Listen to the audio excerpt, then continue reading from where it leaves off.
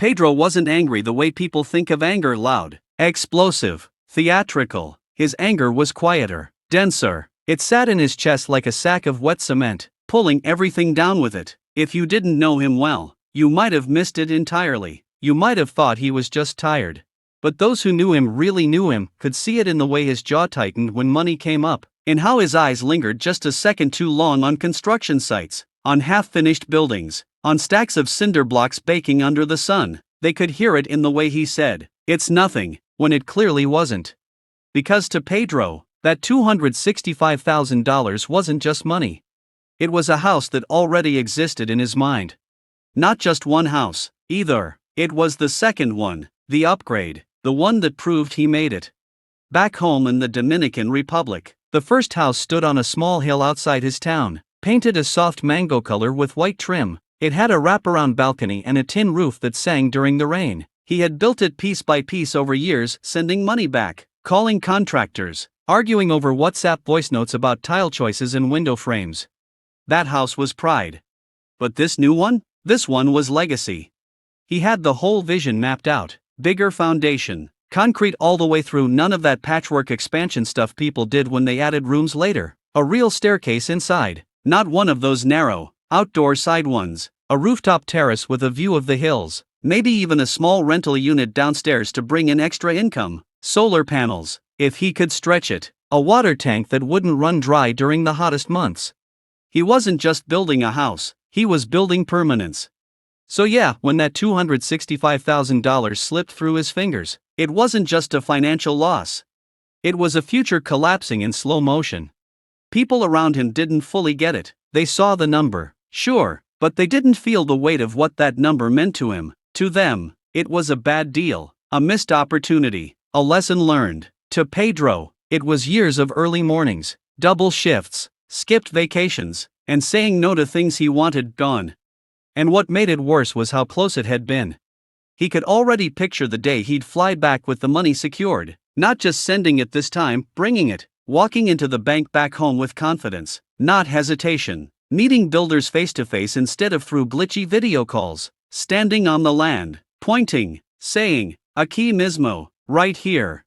He imagined the neighbors watching. Word would spread fast, like it always did.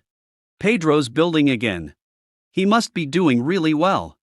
Another house? That man is serious. Respect, that quiet, undeniable respect, was part of it too. Not the flashy kind, but the kind that sticks. The kind that makes your name carry weight in conversations you're not even part of. And now he was stuck replaying everything. Every decision. Every conversation. Every moment he could have turned left instead of right. It haunted him in the small hours of the night. When the world went still and his thoughts got loud, he'd lie in bed staring at the ceiling, running through scenarios like a broken loop. If I had waited one more week. If I had trusted my gut. If I hadn't listened to him. If I had pulled out sooner. But if is a cruel word. It builds doors that don't exist anymore. During the day, he tried to keep moving. Work helped, in a way. It gave his mind something to chew on besides regret. But even there, it followed him. He'd see a delivery truck full of construction materials and feel a sting. He'd overhear co-workers talking about renovations and feel his chest tighten. He'd scroll through photos on his phone, pictures of his first house, videos his cousin sent of the land where the second one was supposed to rise, and feel something twist inside him. Not quite sadness. Not quite anger. Something heavier. Something stuck.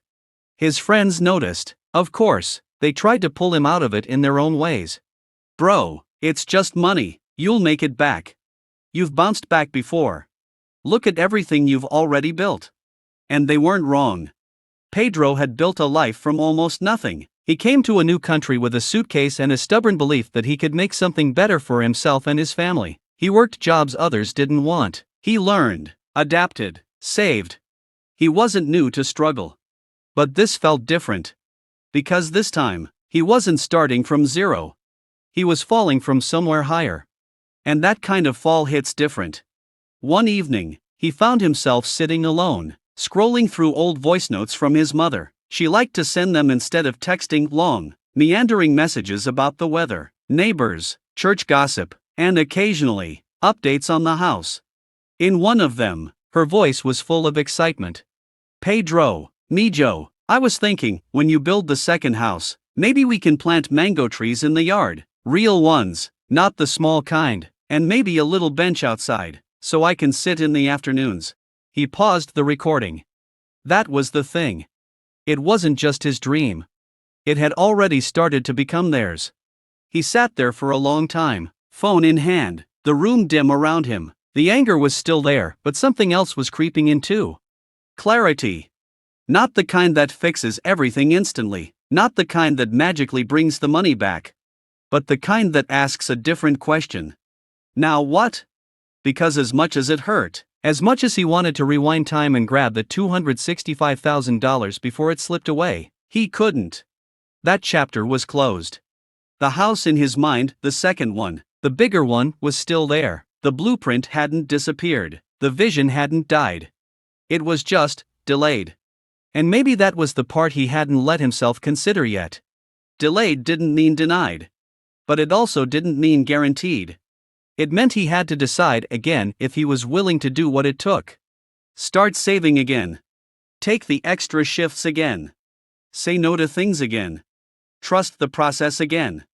That was the real source of his anger, if he was honest. Not just the loss itself, but the thought of having to climb that mountain all over again. Because now he knew exactly how steep it was. He leaned back in his chair, exhaling slowly. Outside, the city hummed, cars passing, distant voices, life moving forward whether he was ready or not. Pedro wasn't the kind of man who stayed down forever. But he was the kind who needed a moment. A real moment. To feel it. To sit with the loss instead of pretending it didn't matter. To admit that it hurt like hell. Because once he got up again, and there wouldn't be time for that. There would be work to do. Plans to redraw. Money to rebuild. And one day, maybe not soon, but someday, he'd stand on that same piece of land back home. The sun would hit just right, the breeze would carry that familiar warmth, and he'd look around at something real. Walls. Windows. A staircase. Maybe even mango trees in the yard. And someone would say, Pedro built this. Again. And this time, the story behind it would be heavier. Not just about success, but about losing it, and choosing to start over anyway. For now though? Pedro was mad. Not because he lost money. But because he could already see the house that money was supposed to become. And he wasn't ready to let that vision go.